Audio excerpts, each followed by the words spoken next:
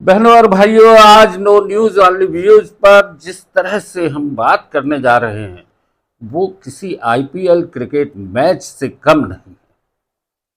हालांकि ये lotus stadium में खेला गया एक मैच है और हमारे साथ स्पेशल कमेंट्स के लिए हैं प्रवीण दवे जी। हम आपका स्वागत करते हैं। तो दोस्तों, सबसे पहले आपको बता दें कि आज जो मैच हुआ है वो इंडियन पॉलिटिक्स एरेना और आज का मैच गेम चेंजर है।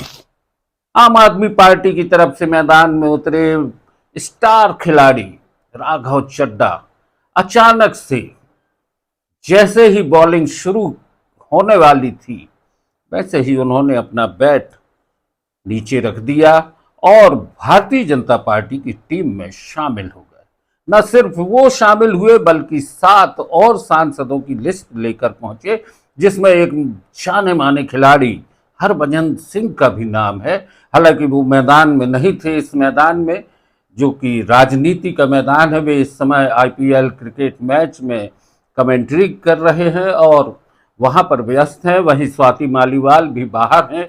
एक और खिलाड़ी हैं राजेंद्र गुप्ता, जो कि बाहर इलाज कराने गए हैं, विदेश में हैं कहीं पर, जैसी कि जानकारी मिली है। और आज पूरी टीवी चैनल की सुर्खियों में राघव चड्ढा और आम आदमी पार्टी का भाजपा में शामिल हो जाना, ये एक बड़ी सुर्खी रही। हालांकि इसका एक पक्ष दूसरा भी है कि अरविंद केजरीवाल की तरफ से मनीष सिसोदिया जी और संजय सिंह, ये सभी ने अपनी अपनी प्रतिक्रियाएं दी हैं और राघव चड्ढा को गद्दार भी कहा है सोशल मीडिया पर, जिस तरीके से बात आ रही है। दवे जी, आज जो घटनाक्रम हुआ है, आम आदमी पार्टी के स्टार खिलाड़ी भारतीय जनता पार्टी की तरफ से बैटिंग करने, चौके छक्के लगाने के लिए आ गए हैं, ये क्या लग रहा है आपको? देखिए, भारतीय जनता पार्टी में सबसे अच्छी चीज क्या है, अपन अच्छी बात को देखें, उसमें क्रय शक्ति बहुत ज्यादा है। जी जी। हाँ, और जितने लोग हैं छोड़ के सब बीजेपी में जाते हैं, कोई दूसरी पार्टी में नहीं जाता है। इसका मतलब क्या है कि पता लगा कि यहाँ तक कि नीतीश कुमार भी मुख्यमंत्री से इस्तीफा देकर राज्यसभा सांसद बनने को तैयार हो गए। नीतीश कुमार जी। नीतीश कुमार पे तो इससे अब ना लगा लीजिए, वो एक ऐसी पार्टी है, वह व्यक्ति को किस तरह से कंट्रोल नियंत्रण में करना है वो अच्छी तरह से जानती है। और उसमें आपको प्रेम से बात करेगी, आदमी को भेज के बात करेगी, नहीं होगी।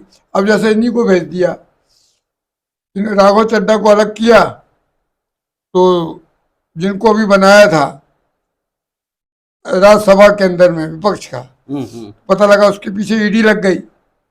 ईडी के 15 दिन 4 दिन 15 दिन बाद ईडी लग गई, वो छोड़ के बीजेपी में चले गए मित्तर।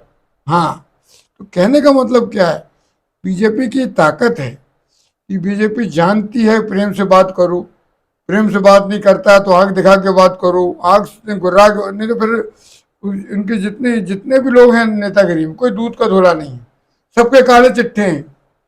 तो सब काले चिट्ठे का बॉस कौन है? अमित शाह। सबके पास रिकॉर्ड है, मिनिस्ट्री ऑफ होम अफेयर्स में कौन ने रुपया कैसे कमाया। तो कोई बीजेपी से बच के जा नहीं सकता। वो जो ही बचे हैं थोड़े बहुत, वो बचे हुए दिखेंगे, नहीं तो वो सब एक आध दिन आपको दिखेंगे सब बीजेपी में चले गए। अच्छा दोस्तों, ये बात जिस तरीके से दवे जी ने कही है उस पर भी हम आगे चर्चा करेंगे, लेकिन आपको ध्यान दिला दें कि थोड़ी सा अब यहाँ पर हम आपको पिछले मैच के बारे में बता दें कि मध्य प्रदेश की राजनीति में भी इस तरीके का एक मैच खेला गया था। 15 महीने की कमलनाथ जी की सरकार एकदम से गिर गई थी। बहुत सारे विधायक शामिल हो गए थे भारतीय जनता पार्टी में। उस समय भी ये चर्चा हुई थी कि करोड़ों रुपए में इन विधायकों को खरीदा गया। हालांकि उसके कोई प्रमाण सामने नहीं आए। महाराष्ट्र में भी लगभग ऐसी ही स्थितियां रही। बहरहाल, ये राघव चड्ढा और 7 सांसदों के नाम जिस तरीके से आए हैं, अभी भारतीय जनता पार्टी ने कोई औपचारिक घोषणा नहीं की है, ऑथेंटिक जिस तरीके से, अधिकृत तरीके से, लेकिन औपचारिक तौर पर ये माना जा रहा है कि राघव चड्ढा अपने 7 साथियों के साथ भाजपा में शामिल हो चुके हैं। मिठाई खाई है उनने राष्ट्रीय अध्यक्ष के हाथों, नितिन नवीन के हाथों। दवे जी, आपने बहुत अच्छी बात की कि जिस तरीके से क्रय शक्ति की बात कर रहे हैं, तो राजनीति में अब नैतिक और आर्थिक आधारों पर अगर बात की जाए तो बाकी राजनीतिक दल जिस तरीके की बात करते हैं, या भारतीय राजनीति में नैतिकता नाम की चीज की बात की जाती है, तो लगभग देखने में आ रहा है कि सब कुछ बाजार पे तय है। देखिए, आपको सुनने में क्या दिख रहा है, हम लोग रोजमर्रा में देख रहे हैं। अगर आपके पास धन है, पैसा है, आप कोई भी काम करा लें। अब राजनीति में सबसे बड़ी विश्व की पैसे वाली पार्टी बीजेपी है, उसके पास सब कुछ है, उसके पास साम साम दाम दंडभेद भी है। और अमित शाह जैसा व्यक्ति को गृह मंत्री इसलिए बनाया कि जो काम राजनाथ सिंह नहीं कर सकते तो अमित शाह ने किया। राजनाथ सिंह भी रक्षा गृह मंत्री रह चुके हैं, और वो मर्यादा के बाहर नहीं जा पाए और उस सीमा के पार नहीं जा पाए। अमित शाह की वो ताकत है, क्योंकि अमित शाह गुजरात में भी जब ये मुख्यमंत्री थे तब अमित शाह तब भी गृह मंत्री थे, तब भी सहकारिता मंत्री थे। तो ये बिल्कुल उनको पता है शासन कैसे किया जाता है। और ये शासन इसलिए कर रहे हैं ये लोग, क्योंकि इनको ये पता हो गया है कि अब विपक्ष बचा नहीं। पहले विपक्ष सिख संघ दोस्ती की, क्योंकि उनको सत्ता में आना है, तो बगैर उनके इकलौती ताकत तो थी नहीं। तो शरद पवार यहाँ वहाँ घूमते रहे, कभी इधर कभी उधर। चुनाव चल रहे हैं, अचानक मीटिंग करने पहुंच गए प्राइम मिनिस्टर से, अमित शाह से। तो जनता में भी एक संदेह पैदा हो जाता है, ये क्षेत्रीय दल के जो नेता हैं वो विश्वास पात्र नहीं है। वो लाख कहते रहे मैं राष्ट्रभक्त, पर जनता तो उनको राष्ट्रभक्त मान लेना। अच्छा, एक चीज सामने आती है, जिस तरीके से क्रिकेट में सट्टा होता है, उसी तरीके से ये भी एक लेन देन है विधायकों और सांसदों के खरीद फरोख्त का। लेकिन इसके प्रमाण ना वो सट्टे के मिलते हैं, ना यहाँ पर मिलते हैं। छोटे भैये लोग पकड़े जाते हैं। प्रमाण आप पूछते, प्रमाण दिख रहे हैं ना। अगर मैंने आपको मंत्री बना दिया अपनी पार्टी में लाके, उससे बड़ा प्रमाण क्या चाहिए। जी, कपिल मिश्रा एक नाम आता है, नाम आता है। ये क्या है, आपको सब पता रहता है कि इनको मंत्री बना दो। आप कई जगह देखो, अब अभी अपने मध्य प्रदेश में देखो, जितने लोग बने, गोविंद राजपूत जी वो भी मंत्री बन गए। तो ये बिल्कुल फिक्स है, इनके पास बिल्कुल तय है कि हमको पूरा अश्वमेध का जो घोड़ा हम लेके चल रहे हैं, हमको भारत विजय पे निकले हैं। हमारा जो भी घोड़े की लगाम पकड़ेगा उससे युद्ध करना पड़ेगा। ममता बनर्जी ने लगाम पकड़ी तो वो हम उस महिला को एक नायक रूप में देखते हैं। उस महिला ने 15 साल के राजनीतिक जीवन, तो अभी अपन देख रहे हैं जो मुख्यमंत्री, उस महिला के राजनीतिक जीवन में उसके चरित्र पर कोई दाग नहीं लगा। और राजनीति में चरित्र बचाए रखना किसी महिला के लिए बहुत बड़ा गर्व का विषय है। अब मोदी जी उसके चरित्र पर कोई बात नहीं कर सकते।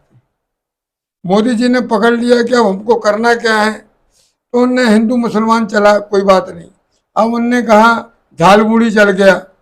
अब वो दमदम में भाषण दे रहे थे, बोले हम पूरे दम लगा के चुनाव लड़ेंगे। तो वो तुकबंदी बहुत अच्छा करते हैं मोदी जी।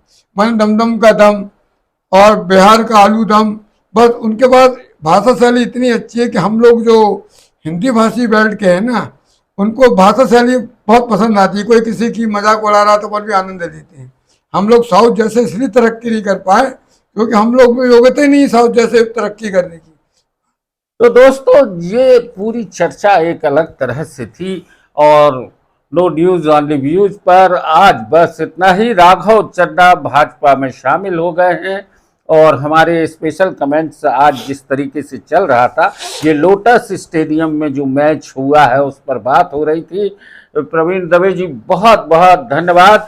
भारतीय राजनीति में और आने वाले समय की राजनीति में जिस तरीके से परिवर्तन होने जा रहे हैं उसको हम आपको बताते रहेंगे। अभी पश्चिम बंगाल में दूसरे चरण का मतदान है 29 अप्रैल को, और तमिलनाडु में हो चुका है। क्या रिजल्ट आएंगे इस पर भी चर्चा करेंगे। लेकिन आज जो लोटस स्टेडियम में हुआ है, नो न्यूज़ ऑनली व्यूज़ पर हमने आपसे उसकी चर्चा की है। आप कमेंट्स में हमें बताएं कि आज की चर्चा आपको कैसी लगी। हमारे चैनल को लाइक करें, सब्सक्राइब करें और आपका साथी, आपका दोस्त हर दिन आपसे मुलाकात करेगा। बहुत बहुत धन्यवाद।